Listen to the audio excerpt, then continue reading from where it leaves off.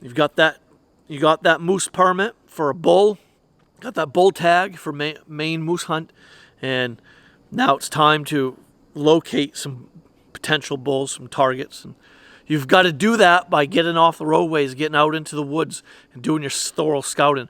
Find those heavy traveled moose paths to feeding grounds from their bedding like their bedding areas in the back in the bush on the ridges, mountain tops, and going to their feeding grounds out in the cuttings and the swamplands and wetlands and stuff. So you've really got to do your homework by thoroughly scouting and find where those bulls are hanging out. All these years I've heard that moose were stupid, they were dumb animals. They're the easiest thing to kill on the planet Earth. And that is far from the truth. Moose are not stupid animals. These bigger, older, mature bulls have been around for several years. They have the upper hand on you. Trust me. They're smarter than you really think, and that smarter than what you've been told and told to believe. You've really gotta put in the effort and the time to really locate and find and kill a trophy bull. So let's touch on a little bit about what type of land features or geographical features you need to hone in on and look for to focus your scouting and hunting efforts for bull moose. So now last year's bull hunt, Jason, Josh, and I, we hunted in an area that was where we had to climb a high bank. There was a dirt road that went parallel to the woods we were hunting, and it was a thick wall of trees and brush, and 100 to 150 yards or more in there, tucked into the woods, was a wide open cutting, a clear cut that was surrounded by thick, massive timber, and that was hidden. It was a hidden cutover, and skirt-tailing around the edges of this cut were swampy wetlands, some ponds and trickling streams, and lots of vegetation, lots of food for moose. And clearly the cutting had all new succulent vegetation, herbaceous, new growth and saplings, maple saplings, alder saplings, all the stuff that moose love to eat and nibble on. And all this was tucked away and hidden off that beaten path. When we were in there hunting, we heard hunters coming and going back and forth all day long up that road, heater hunting. And so this was like a hidden gem. And before we ever went on this bull hunt, we had a tip on this area by a guide, a moose guide.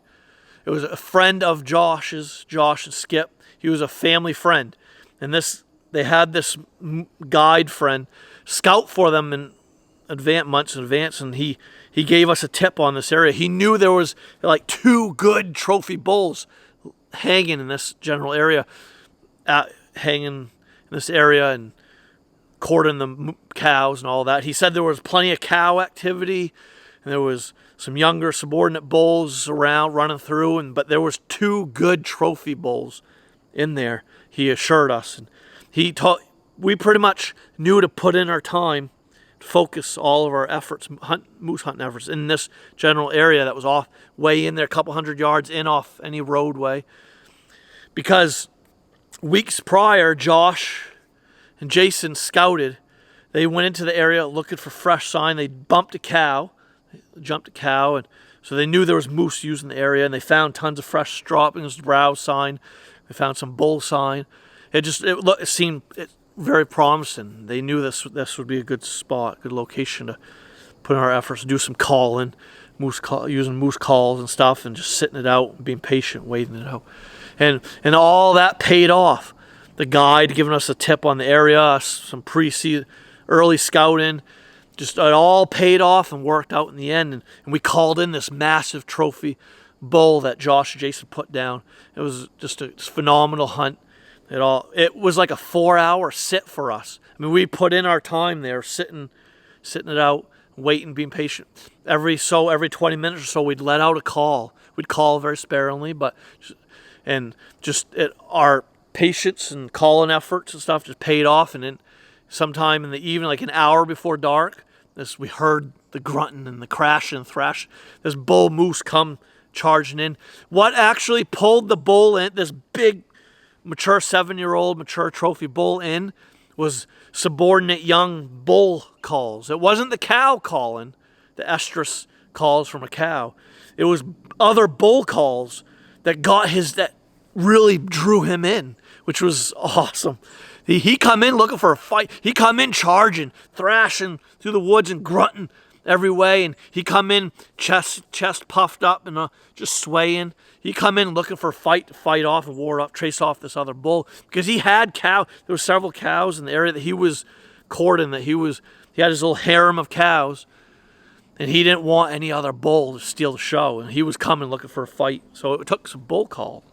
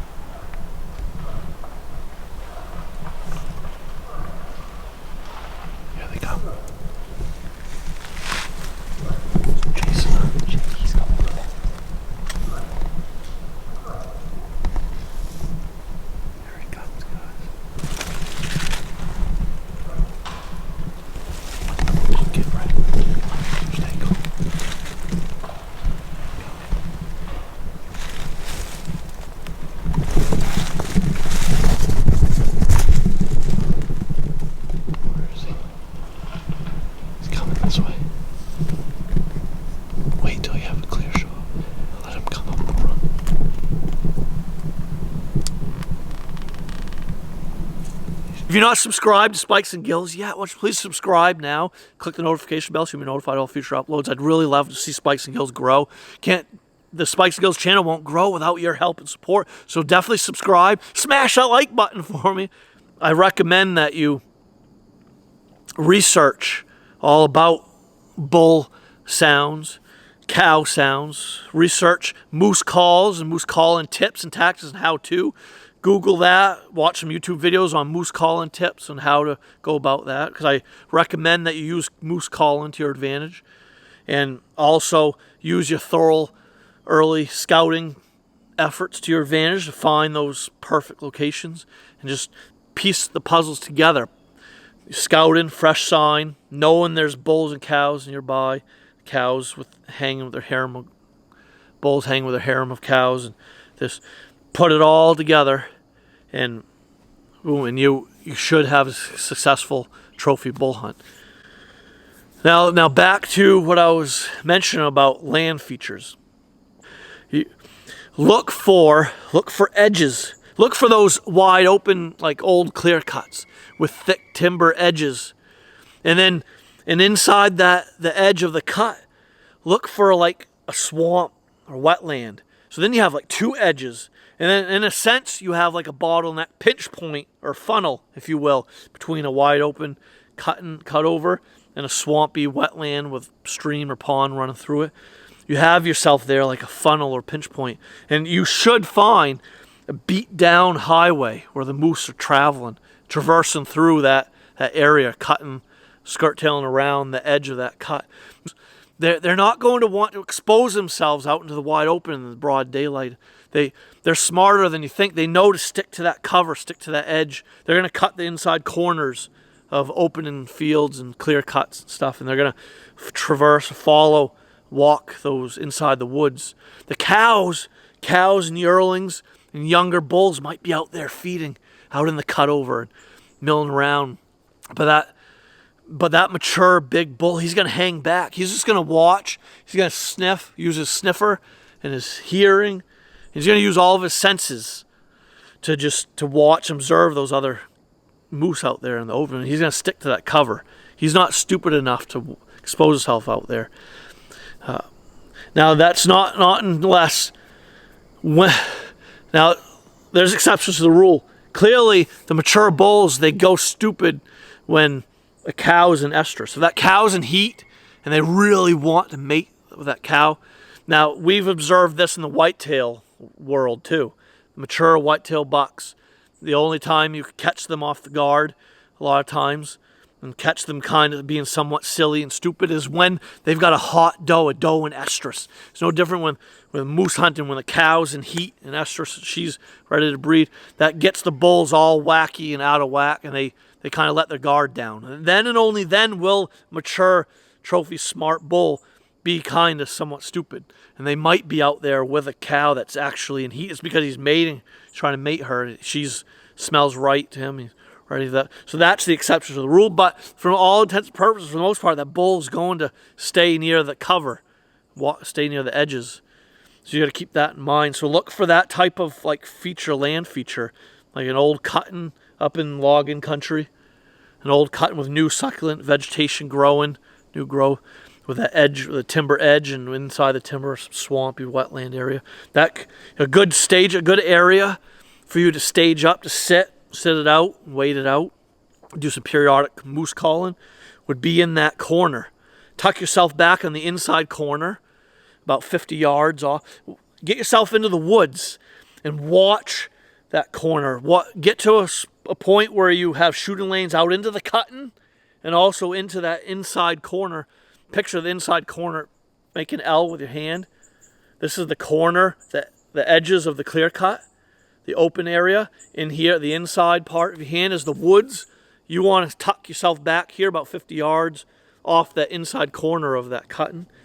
Get yourself back here and set up here where you got shooting lanes out into the cutting, shooting lanes to that inside corner, shooting lanes right, left, and into the wetland swamp behind you. Get yourself into a good high, set up high on a little high bench area, like a little high point, where you kind of see down below in the lowlands to your sides and see all the way out, see as far as you can out into the cutting. That's a good location to sit it out and wait. So there's that type of setup. And another really good land feature to look for, to hone in on for your hunting efforts and scouting efforts for your upcoming trophy bull hunt, would be like ridges. Look for, if you're in mountainous country, get on the high ground, the higher elevation. The bull. Now remember my story earlier, how I mentioned the bulls, the big mature trophy bulls, they like to have the upper hand. They like to travel the high ground, the ridge tops, and traverse the ridges and mountaintops, looking down, observing the valleys below. So you want to get up. Don't get yourself caught off guard by a trophy bull up there catching you down there below. Get yourself up in higher ground and find like a bench or like a plateau, an area where a ridge flattens out into like a bench or a saddle, and kind of set up there. Get yourself set back. Benches are great. A bench is where like you got a steep slope, steep ridge or mountain behind you, and it kind of it comes down and then it levels out, plateaus out into like a bench, creates like a seat looking bench like thing. And then the ridges obviously drop off to the sides of that bench, to the left and right and out in front of you. Get yourself your back to that steep slope, the steep incline where you know that animals aren't going to travel back forth to and from, and watch that bench. So get to a point where you can see below you, out in front of you, below and to the left and right. And that's a good vantage point. That gives you the upper hand to be able to watch for any approaching bulls. That's a good call-in location too. Sitting there on a bench. That's a great spot to broadcast your calls out to the lowlands and valleys and ridges around you. And you're going to be there on that higher ground with the upper hand, with the ability to observe all your surroundings and be able to see any approaching bulls coming your way. So that's another good setup. Another really good like land feature, if you will. This is kind of a man-made land feature. This has to do with logging. And when you're moose hunting in northern Maine, for the most part, you're in logging country. You're in areas where there'd been logging 10 year where there's 10-year-old cuts, 2-year-old cuts, 1-year-old clear cuts, and you're going to have logging roads everywhere. What you're going to find when you get off the beaten path and get out into the woods to hunt, you're going to find old grown-up skidder trails. Look for those skidder paths and skidder trails where the skidders were pulling all the logs out of the cuttings. Those skidder trails turn into game trails, pathways, paths of least resistance for your moose, bear, deer, all your critters are traveling through that area. So look for that in your moose hunting area too. Look for old skidder trails and set yourself up on like a high rise overlooking like a corner where two skidder trails come together, or multiple skidder trails come together into like a point or a hub, if you will. Because those moose are going to be traveling those skidder trails, coming and going up and down. Get yourself set up in a good high ground vantage point. This is how me, Josh, and Jason set up on our trophy bull hunt last year. We were watching skidder trails. We were sitting on off the edge, about 10 yards off the edge of one skidder trail in front of us. The skidder trail, the bull moose came down, was over here, about 50 yards away to our right, and that came to met up with the skidder trail we were sitting off of. And there was another skidder trail coming this. There's at least 3 different skidder trails that came and merged together into a central hub. And there was tons of moose sign all around there, scrapings in the trees from bull moose scraping their antlers, and there was moose droppings everywhere, tons of browse sign, lots of food. There was a cut. That moose came from the clear cut that was like couple hundred yards away in front of us. We were on the inside edge of a cutting, watching these skidder trails that merged together. So that's another good land feature to look for when on your moose hunt. Set up, watch those skidder trails.